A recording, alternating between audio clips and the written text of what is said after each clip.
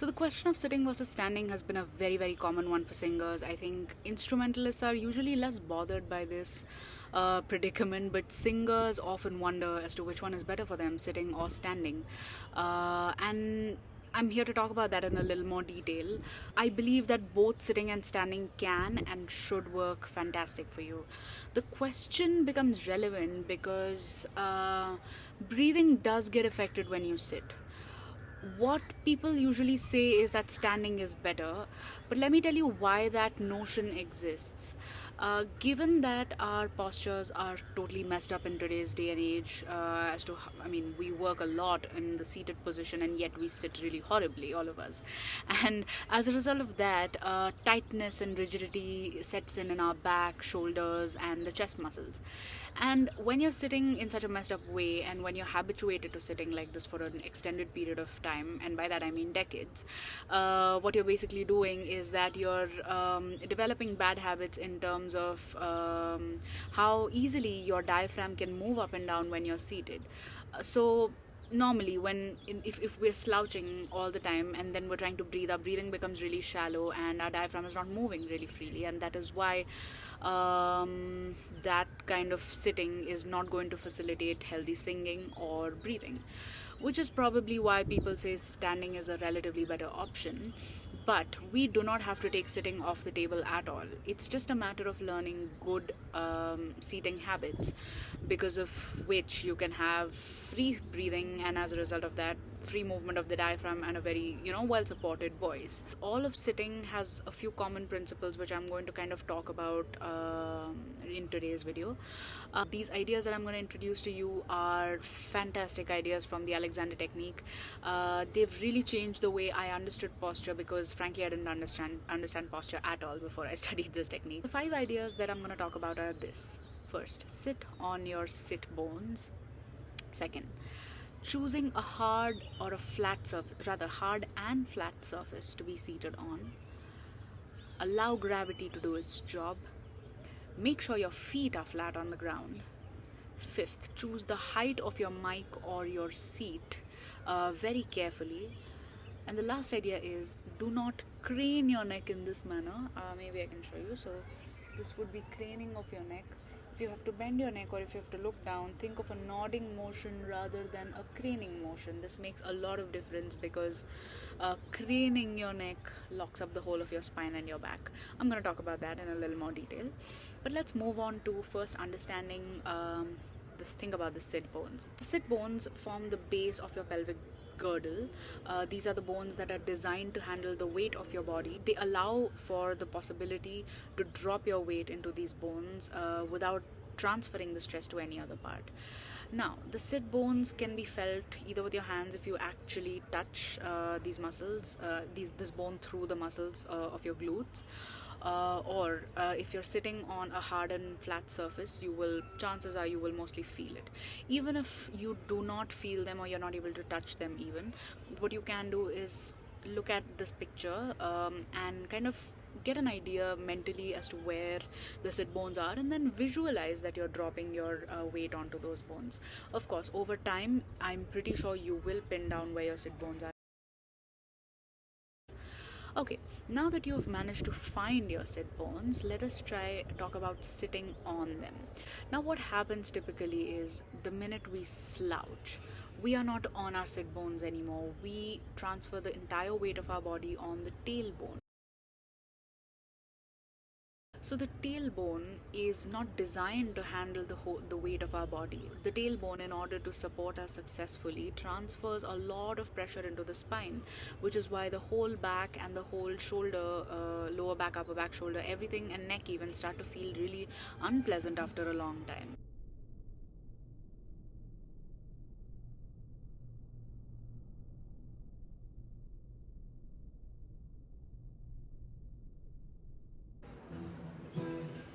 And then let's look at the opposite end of the spectrum. Typically, when a lot of us are trying to fix our posture, what we do is we try to exaggerate this motion, and we really pull ourselves up in this manner.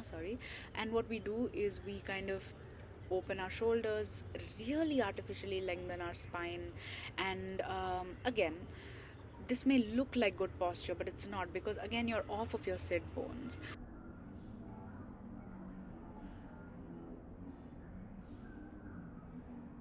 The thigh, the femur, is taking the weight of your whole body, and there is an unnatural bending in your lower back, which makes it very stressful on the lower back, because there is no space for the lower back to release.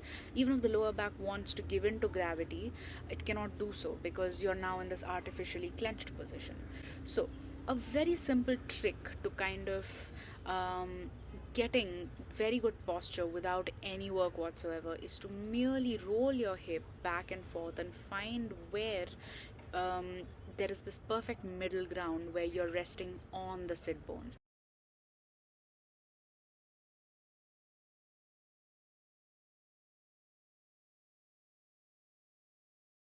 Once you're satisfied, you're on your sit bones, you slowly start to drop your weight into the sit bones and into the floor, or into the chair, down to the floor. And then what you notice is that your shoulders start to relax, relax your face and your neck as well.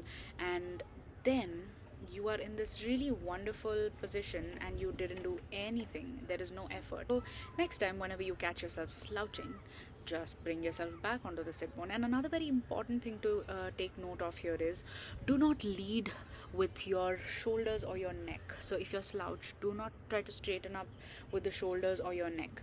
Use your hip to straighten, to find this alignment on the sit bones. And once you roll your hip, the body automatically adjusts. I'm honestly not doing anything, my body is just coming back.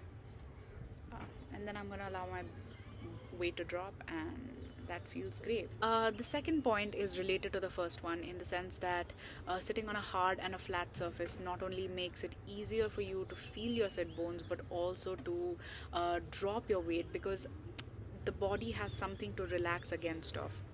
If you're sitting on a couch, what's going to happen is there is no way for you to find this perfect alignment on the sit bones. It's just going to go down with you, and that makes it very difficult for you to have good posture. And that is why I typically dislike it when my students come to the class on these swivel chairs with very soft cushions, because first of all, and this is related to the next point, they cannot have their feet flat on the ground, and secondly, this seat is too soft, and so it goes down with them and they're slouching most of the time, and even to bring themselves on the sit bones is a lot of effort. So then coming to the next point, which is to keep your feet flat on the ground. Again, this is very important, because keeping the feet flat on the ground helps gravity do its job, which is my next point. If you were to hold your feet up, or kind of leave them dangling mid-air, what ends up happening is that your legs can never fully relax. And if your legs, the whole of your legs, I mean literally from the point where they attach onto your torso, if that entire area is not relaxed, then indirectly your back and your sides and your diaphragm will not be able to do their job.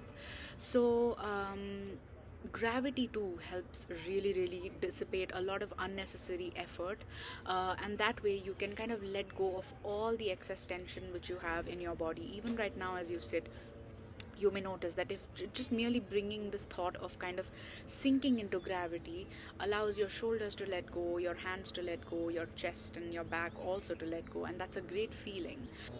The last thing that I want to talk about, which is again very closely connected to all the points that I mentioned above, is to choose the height of your mic or your seat very carefully. Again, for many reasons. First of all, it's important to have your feet flat on the ground, otherwise you will not be able to drop your weight or sit on your sit bones effectively. The next thing is that if you have a chair which is too high or too low, you may notice that you may have to add extra. If the chair is too high, then you're really putting a lot of effort into looking down on, say, a piano, or say you're working at a desk and you're a tall person. It's important to adjust the height so that the object which you're trying to view, if it's in front of you, is in direct line of sight, and if it is below you, you don't have to crane your neck that way, because craning, what it will do is it will lock up the whole of your spine and your back, and as a result of that, it will just again create lower back issues. So craning your neck is a problematic habit, and a lot of us do it. So think, instead of nodding, if you want to look down, instead of looking down like that, look down like that, and that alone cuts down a lot of effort on your neck. So I hope you find these tips helpful. Posture is a very experience based topic, and you cannot learn it from me talking about it. You will have to actually sit with it and try it and sense it in your body, and that's when you will gain maximum benefits out of posture.